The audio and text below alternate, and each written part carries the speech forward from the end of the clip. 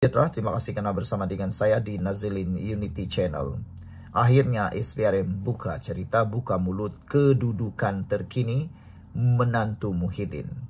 Di mana menantu Muhyiddin? Ini penjelasan terkini SPRM.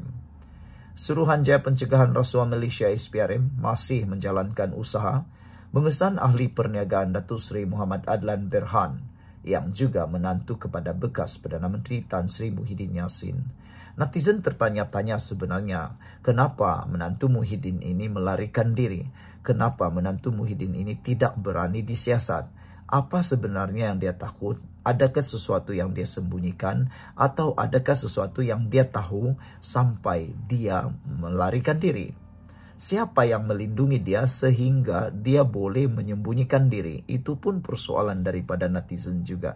Ramai netizen suruh dia balik. Kata mereka berani kerana benar, takut kerana salah. Perbuatan melarikan diri, menghilangkan diri ini satu perbuatan yang boleh dianggap salah. Seakan-akan dia takut, dia salah. Kan, betulkah tidak? Jadi ramailah netizen kata, pulanglah. Ada juga yang menasihati Muhyiddin supaya cepat panggil menantu balik semula ke Malaysia. Jangan cakap bersih dan amanah kalau tidak berani membawa menantu pulang ke Malaysia, kata mereka. Kalau betul tidak bersalah, kenapa mau larikan diri? Hadapi sajalah. Kita semua tunggu. Dan kita yakin menantu Muhyiddin tidak salah. Dia patut berani menghadapi pertuduhan ataupun siasatan kalau ada. Ketua Pesuruhjaya SPRM Tan Sri Azam Baki berkata beliau telah mendengar kabar angin Muhammad Adlan berada di Asia Barat.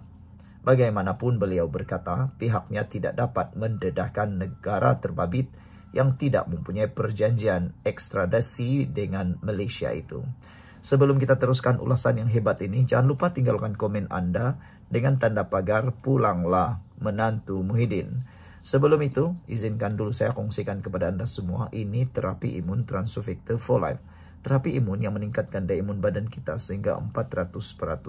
Secara umum dan ringkasnya, apabila imun badan kita lemah, apabila imun badan kita jadi bodoh, apabila imun badan kita tidak bertindak lagi dengan seimbang, kita kena penyakit dan sukar sembuh daripada penyakit. Tetapi terapi imun Transovector for Life ini mengajar, mendidik, dan menguatkan imun badan kita serta menyeimbangkan imun badan kita. Apabila imun badan kita seimbang, kuat, dan bijaksana, itulah yang akan menghapuskan penyakit yang berakar di dalam tubuh badan kita. Apabila akar penyakit itu dihapuskan, disingkirkan oleh imun badan kita sendiri, kita sembuh daripada semua jenis penyakit. Cepat dapatkan produk yang hebat ini melalui nombor telefon yang tertera. Produk ini lulus KKM, halal dan diperakui oleh dokter-dokter di seluruh dunia. Produk ini merupakan penemuan paling bersejarah dalam dunia kedokteran abad ini. Kalau anda sudah berdoa bertahun-tahun untuk masalah kesehatan anda, mungkin ini jawaban yang Tuhan sediakan hantar untuk anda semua. Saudara-saudara sekalian, Azam Baki menyatakan bahawa usaha mengesan beliau masih dijalankan dan kita SPRM sudah membuat satu tindakan semalam dan berharap Kementerian Dalam Negeri akan bersetuju permohonan membatalkan pasportnya. Kita juga masih berbincang dengan negara terbabit bagaimana cara untuk membawanya pulang semula ke negara ini, jelasnya. Azam berkata demikian kepada pemberita selepas majlis menandatangani memorandum MOU antara SPM dan Angkatan Koperasi Malaysia Angkasa di Wisma Ungku Aziz di Kelana Jaya. SPRM mula mengesan Adlan Adlan serta Peguam Mansur Saad sejak Mei 2023 bagi membantu siasatan kes penyelewengan projek pendaftaran, pengambilan dan penyimpanan biometrik pekerja asing bagi sebuah kementerian. Kedua-duanya dikenal pasti sudah meninggalkan Malaysia masing-masing pada 17 Mei dan 21 Mei 2023.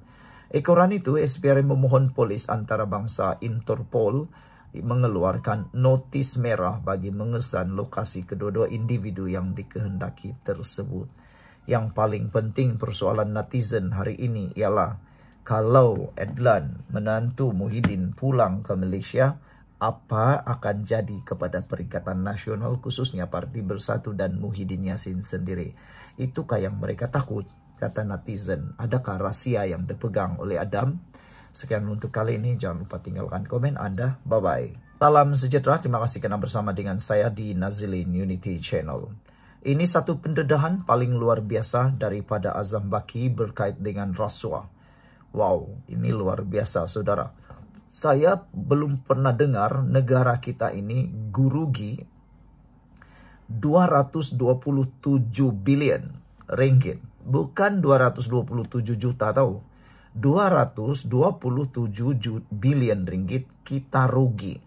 Negara kita rugi. Akibat daripada salah guna kuasa, rasuah nak dapatkan tender. Bayangkan, 227 billion ringgit rugi begitu saja. Kalau 227 billion ringgit itu digunakan untuk pembangunan negara, aku rasa negara kita dah jadi negara maju. 227 billion itu, entahlah berapa banyak yang boleh kita buat pembangunan. Kalau nak kira, nak buat hospital, rumah sakit, sekolah, jalan raya, LRT, kereta api, macam-macam lah.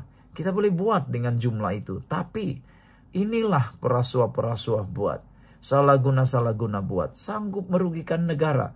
227 billion. Siapa dalangnya? Nah, ini yang paling penting. Siapa dalang kepada salah guna kuasa rasuah nak dapatkan tender sehingga negara kita rugi bukan sedikit 227 billion ringgit. Amalan rasuah dan salah guna kuasa dalam urusan keuangan negara telah menyebabkan Malaysia menanggung kerugian kira-kira 227 billion ringgit dalam tempo 5 tahun. Bayangkan, maknanya kalau bahagi dalam 5 tahun itu kita kerugian berapa puluh billion setahun. Saudara, ini satu tindakan yang perlu dihentikan segera. Nasib baiklah Anwar Ibrahim sudah ada. Kalau tidak, mungkin ini akan terbiar. Sebelum itu saya izinkan saya dulu untuk berkongsikan dengan Anda semua. Ini terapi imun Transofector for Life. Terapi imun yang meningkatkan daya imun badan kita sehingga 400%.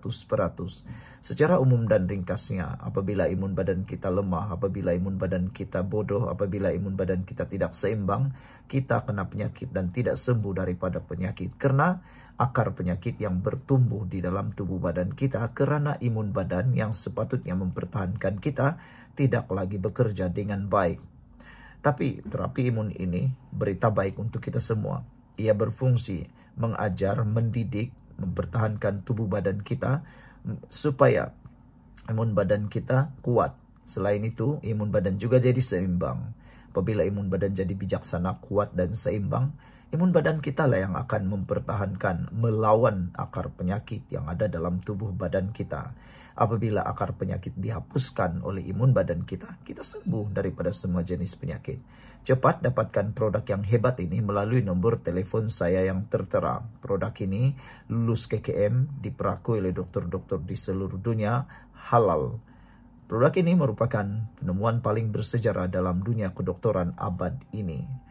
Saudara, kalau sudah lama Anda berdoa untuk masalah kesehatan Anda, mungkin ini jawaban kepada doa Anda selama ini yang Tuhan hantar hari ini. Ketua Pesuruhjaya SPRM Tan Sri Azam Baki berkata, jenayah itu berlaku apabila wujud kerjasama antara pihak berkuasa dengan mereka yang mahu mendapatkan projek kerajaan, sekaligus membuka ruang berlakunya ketirisan. Memetik wawancara dengan Harian Metro, beliau menegaskan antara punca utama yang dikenal pasti ialah berkaitan perolehan dana kerajaan serta proses tender projek. Mereka berebut-rebutlah untuk mendapatkan tender masing-masing, bukan sahaja di peringkat kerajaan, tetapi di sektor syarikat berkaitan kerajaan GLC atau Government Link Company. Katanya dalam wawancara khas di Ibu Pejabat SPRM Putrajaya.